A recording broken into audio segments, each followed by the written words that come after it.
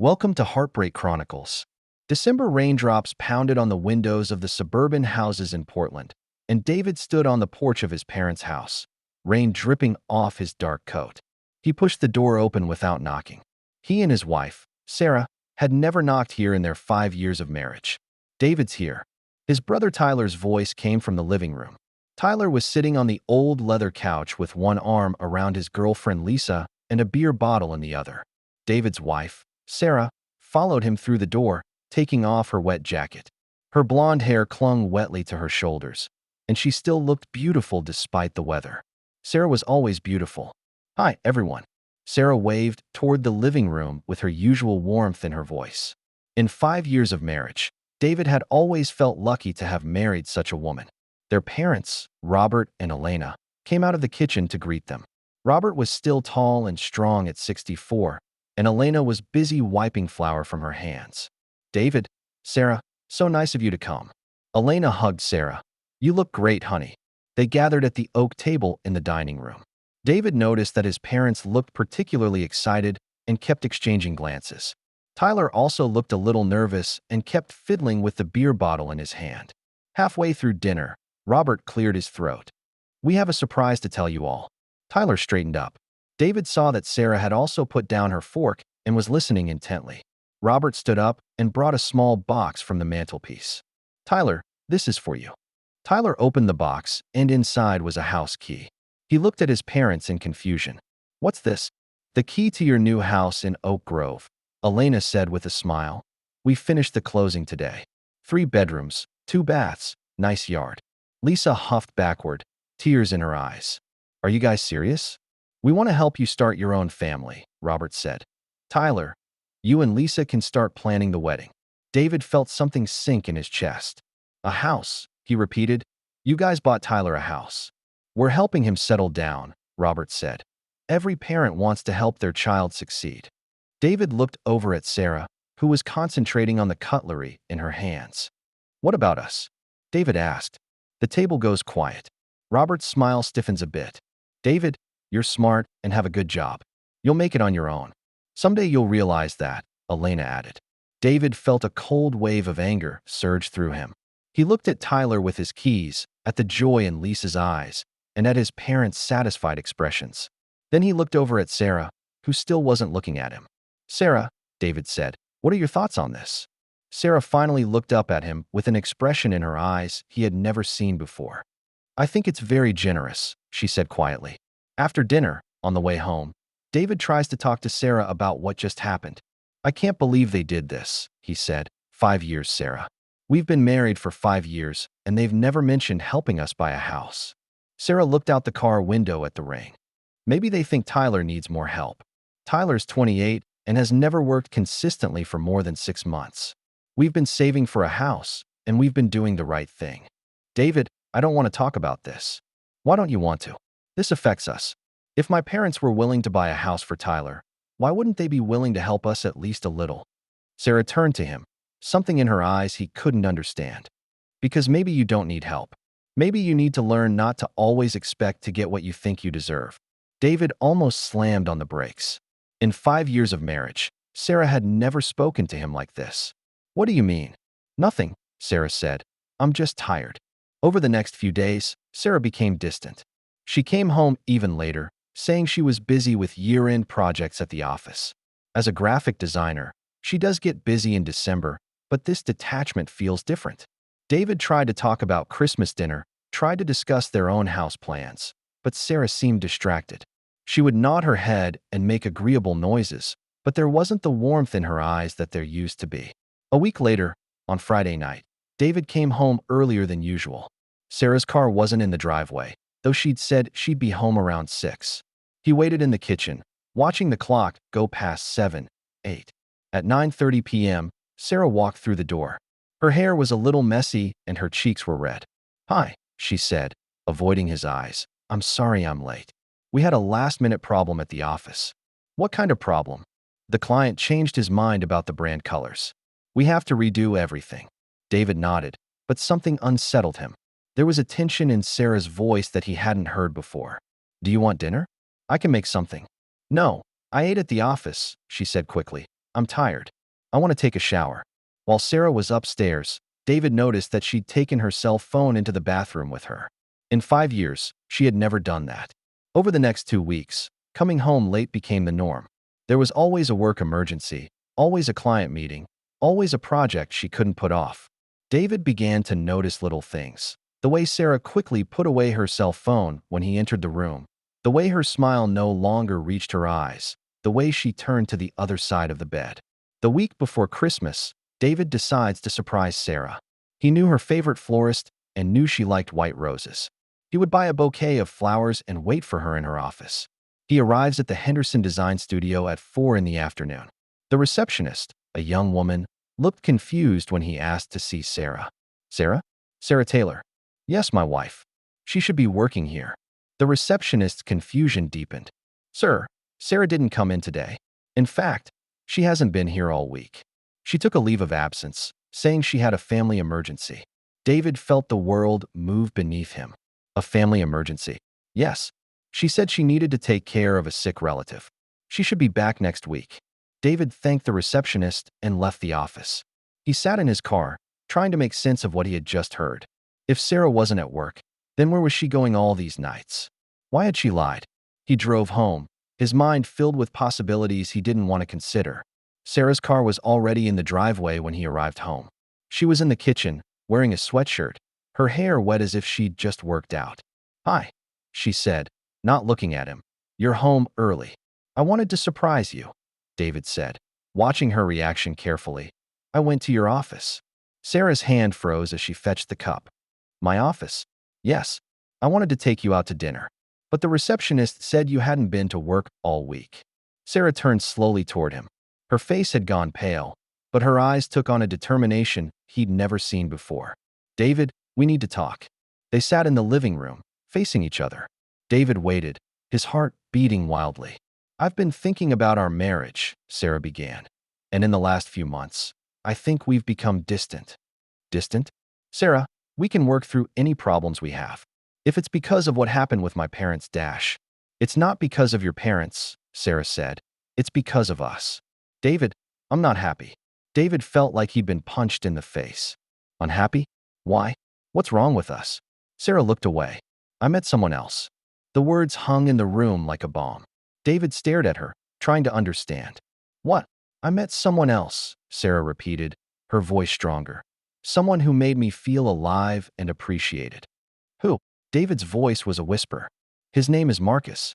He's the roommate of Tyler's friend. We met at Tyler's party about 2 months ago. David remembered the party.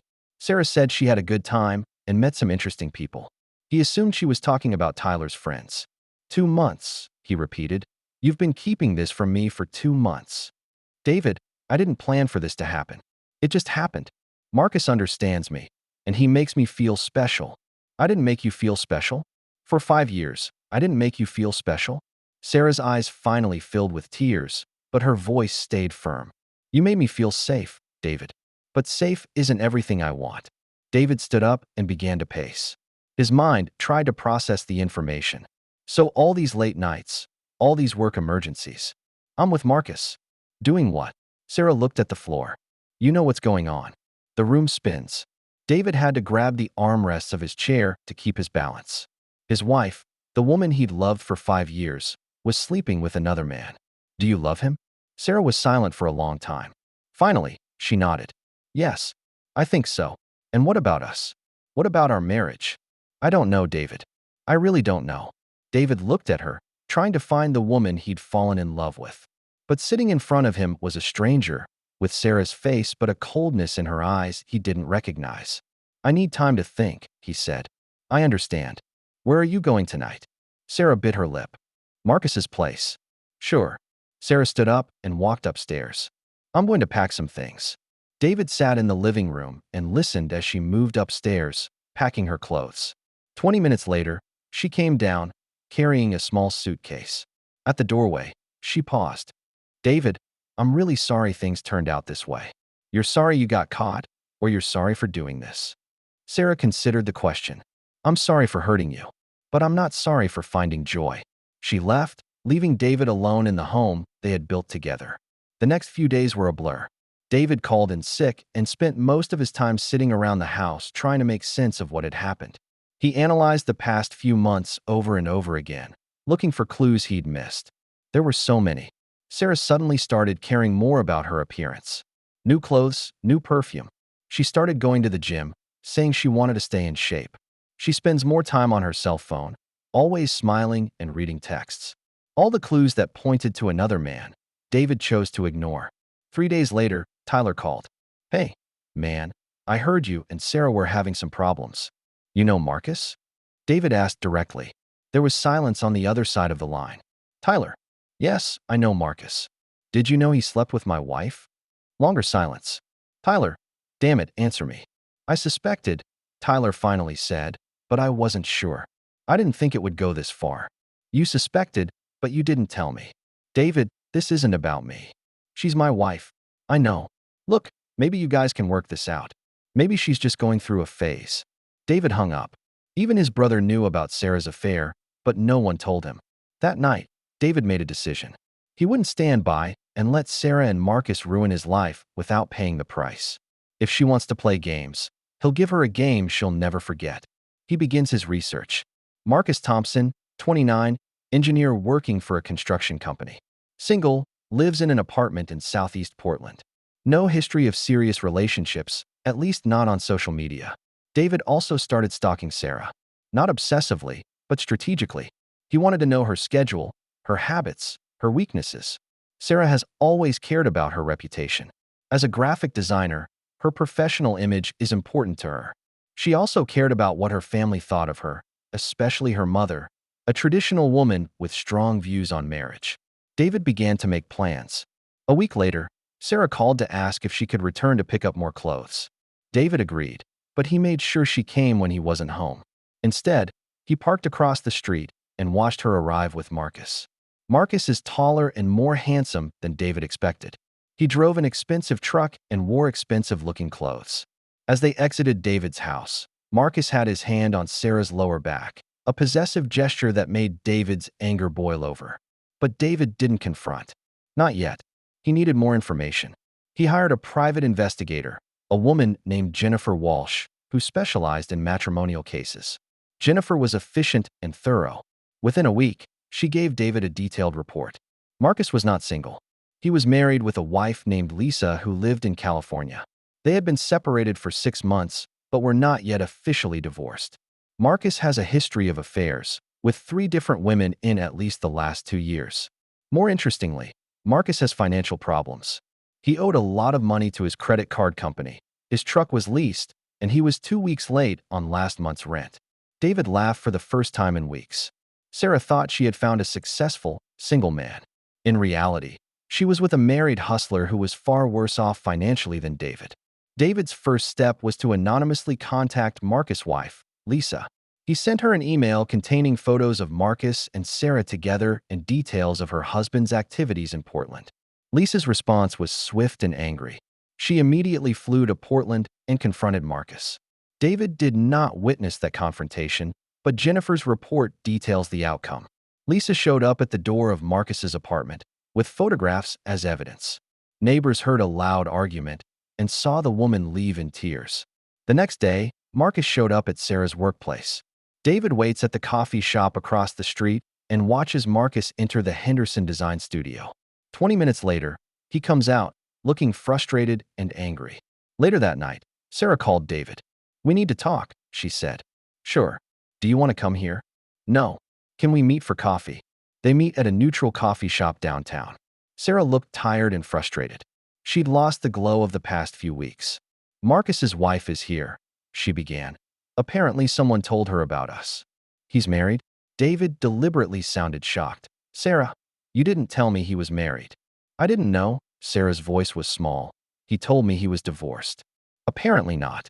Sarah nodded, tears in her eyes. "I feel like an idiot." David tried not to laugh. It worked better than he'd hoped. "So what now?" "I don't know." Lisa threatened to use the photos in the divorce proceedings. "Marcus is afraid of losing everything." "What about you? Do you still want to be with him?" Sarah wiped her eyes. "I thought I wanted to, but now I'm not sure I understand him." David leaned forward and reached out to cover her hand. "Sarah, you can go home. We can work this out. But Sarah flinched. I can't, David. Too many things have happened. I need time to think things through. How much time do you want? I don't know. A couple months? Maybe longer. David nodded as if he understood. But deep inside, his anger burned brighter. She wanted time. She wanted to keep her options open in case she could find something better than Marcus. I understand, he said. Take the time you need. But David had already decided that Sarah's time had run out. David's next step was bolder. He researched Marcus's finances and saw an opportunity.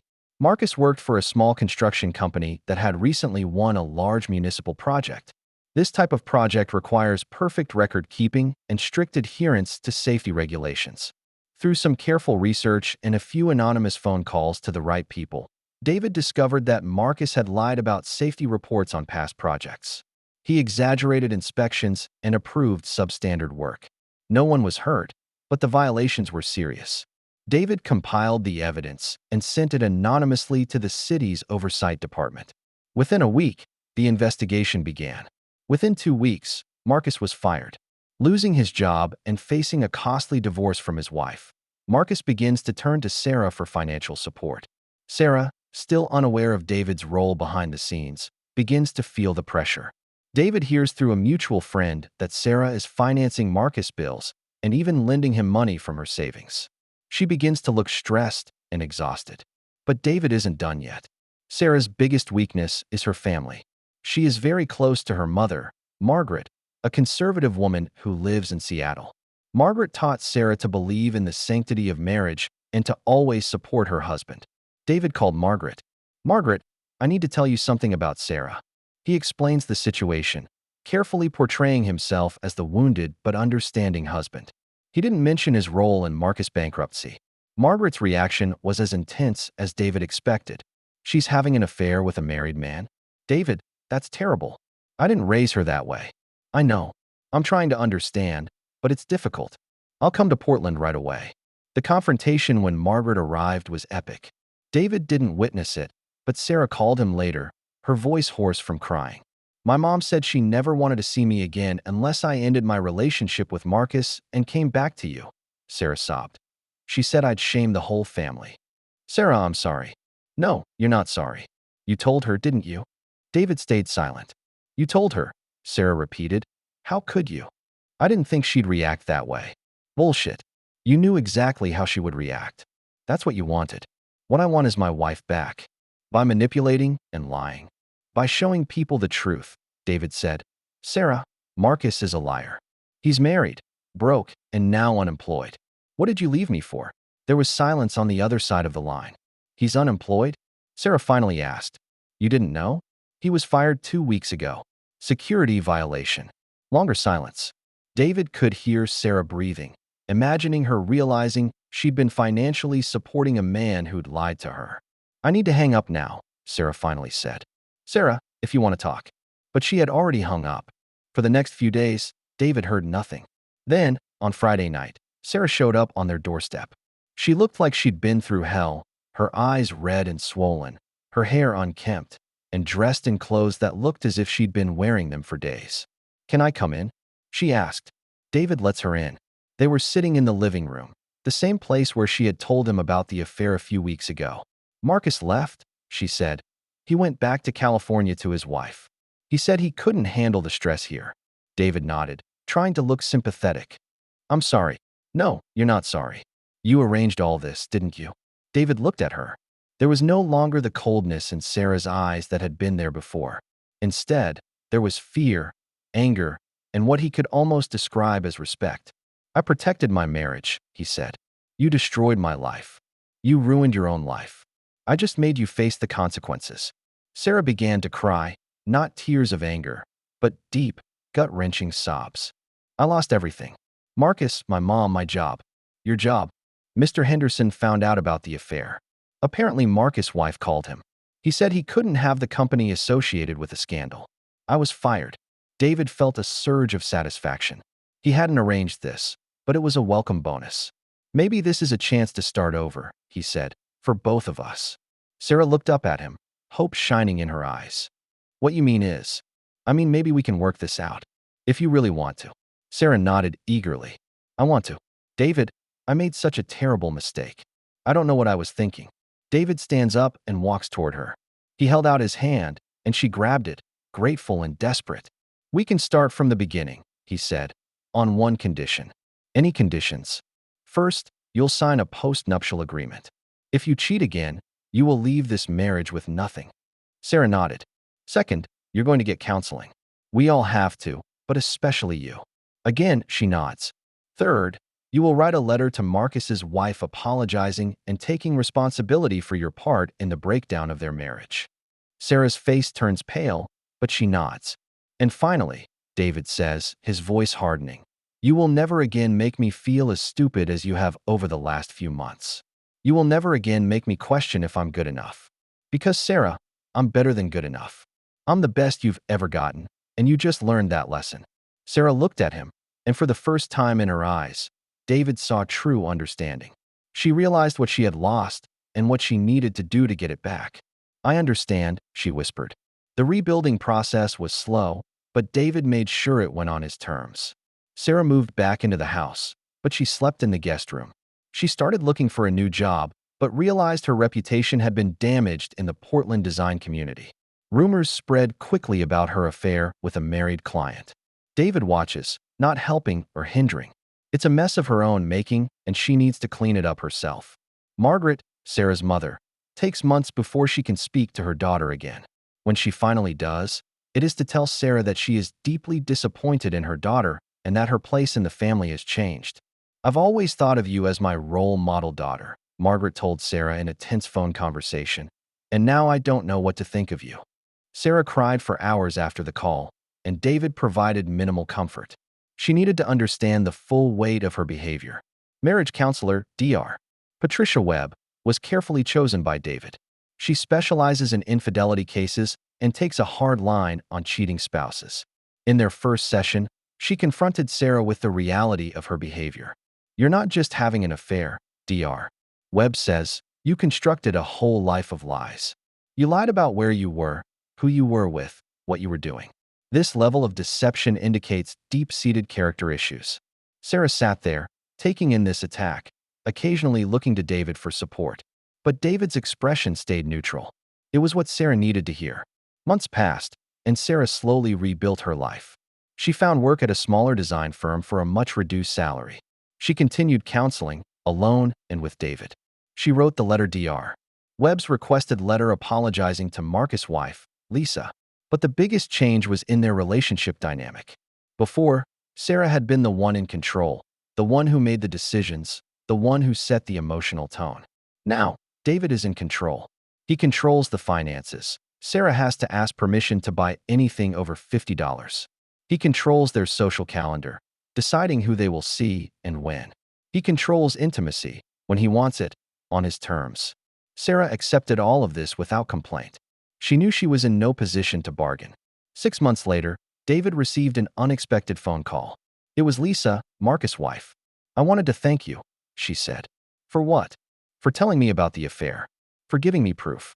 I know you did it. David didn't deny it. There was no need to.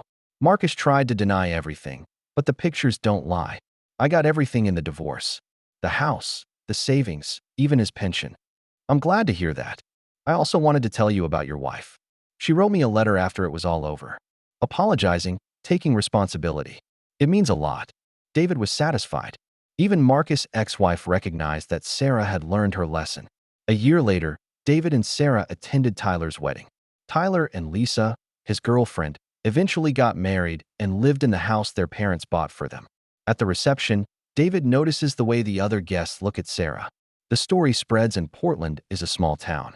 Everyone knows Sarah Taylor, the woman who left her husband to be with a married man, then came back begging for forgiveness when it blew up.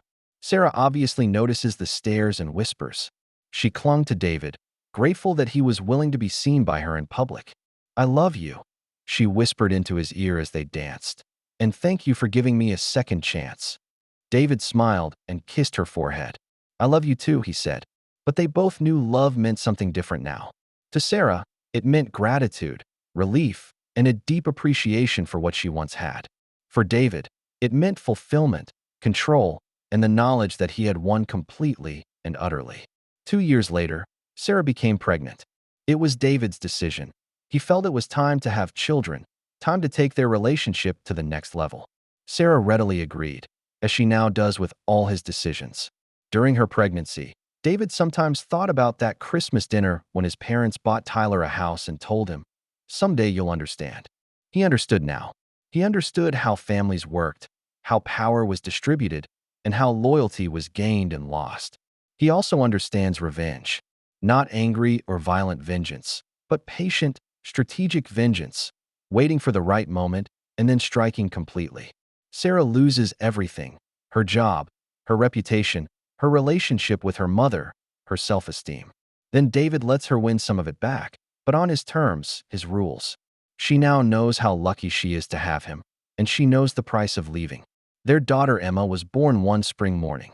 When David held her for the first time, he promised to protect her from the world, to teach her respect, loyalty, and the value of consequences for her actions. Sarah watched him from her hospital bed with love and adoration in her eyes. She's completely his, just as he's always wanted her to be. She's beautiful, Sarah said. She is, David agrees. And she'll be better than us. Sarah nods, understanding the meaning. Emma would be taught to do the right thing, even if it was hard. She'd be taught that loyalty wasn't something that could be easily given or easily withdrawn. She would be taught that actions had consequences, and sometimes those consequences lasted a lifetime. When they'd brought Emma home, David had set up her crib in the living room, the same room where Sarah had once told him about the affair. Now it's filled with the sound of children's laughter and the promise of a new life. Sarah is totally committed to being the perfect mom and wife. She has stopped working to focus on caring for Emma and running the household. She never mentions her own needs or desires again. Her world revolved around David and their daughter, just as he had always wanted. Sometimes, in quiet moments, David would see a glimmer of sadness in Sarah's eyes, a certain longing for the life she had lost. But she never complained, never questioned their arrangement. She knew she deserved it. She knew how lucky she was that David was willing to give her this second chance. When Emma was a year old, David got a promotion. He was now a senior engineer in the company and earned much more than before. He was able to buy them a bigger house in a nicer neighborhood, away from old memories. In the new house, David sets up a home office for himself. In a desk drawer, he kept a folder with all the evidence from his investigation of Marcus and Sarah. Photos, bank records, emails, everything. He didn't keep them out of malice, but as a reminder of how powerful he is, what he can achieve when he needs to. A reminder of what would happen if someone tried to take something that belonged to him. Sarah doesn't know about the folder, and David plans to keep it that way. She thinks her past is forgiven and forgotten. She doesn't need to know that David never forgets and never forgives. He just waits patiently and strategically for the right moment. On Emma's second birthday, they had a little party. Tyler and Lisa came, along with a few of Sarah's friends she still spoke to. Margaret even flew in from Seattle, though her attitude towards Sarah remained cold. During the party, David notices how the guests interact with Sarah. They are polite but distant, friendly but cautious. Everyone remembers what happened, and everyone judges her for it. But they also saw how she had changed, how she had become submissive and grateful. "Sarah's really changed," Lisa said to David after the party. "She seems happier." "She is," David said. "She's learned to appreciate what she has." "You're a good man, David, to give her another chance. A lot of people won't." David nods, accepting the praise. He made himself look like the victim, the forgiving husband, the saint willing to work to save his marriage. But he knew the truth. He was the winner, the conqueror, the one in complete and total control of the situation. That night, after Emma went to bed, Sarah and David sat in the living room. Sarah was working on a baby blanket and David was reading the newspaper. It was a quiet, domestic scene, the picture of a perfect marriage. "David," Sarah said, not looking up from her knitting, "I wanted to thank you." "For what?" "For everything we have. This house, Emma, our life. I know I don't deserve this." David put down the paper and looked at her. Sarah looked older than she had before the affair, but also more settled. There was a calmness in her face, not the calm of contentment, but the calm of acceptance. "You deserve to be happy," he said, "as long as you remember where happiness comes from." "I remember," Sarah said, "every day." She continues to knit. and David continues to read. Outside, rain began to fall in Portland, tapping lightly on the windows of their new home. It was a sound they would hear a lot, over many nights, over many years. David remembered that Christmas dinner, his parents' words, "Someday you'll understand." He understood perfectly now. Someday isn't about waiting for someone to give you what you want. Someday is about taking what is yours, no matter what it takes. Sarah never knew the full depth of this understanding. She thought her punishment was over, her debt paid. She didn't know that David's memories were long-lasting, that his plans were patient, that his vengeance was complete. She doesn't realize that every day is always a day, and that every day she is paying the price of her choices. As a young man, David believed in fairness, in kindness, in being rewarded for doing the right thing. Now he knows better. The world wasn't fair, but it could be made fair if you had the will and the intelligence to do what was necessary.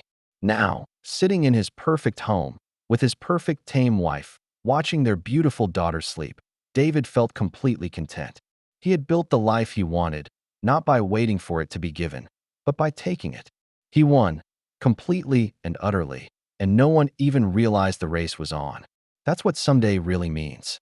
That's the end of today's story. For more captivating tales, hit subscribe and never miss an episode.